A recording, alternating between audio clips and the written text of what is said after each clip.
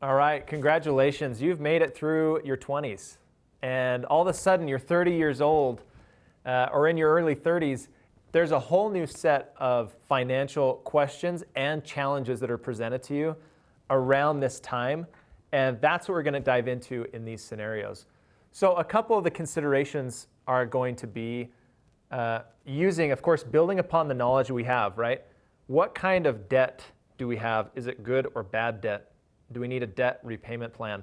Is there a budget or an intentional spending plan, as we kind of like to refer to it? Or is there not a budget? What about saving for near-term goals, like maybe a nice vacation, or saving for a long-term, like retirement? Are you on track? Are you not on track? So we're going to build on those principles that you've already learned, but then we're going to add a few, like, what if you're married? What if you have a couple kids? That brings up a whole other question of insurance. You know, we've talked about life, disability insurance, health insurance. Which of those are important and how do you structure that? We're going to let you work through that scenario.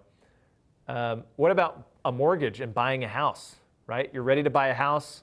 You're more solidified in your career. You kind of understand really what you want to be doing throughout your working life. Mortgage is a big deal and a huge decision.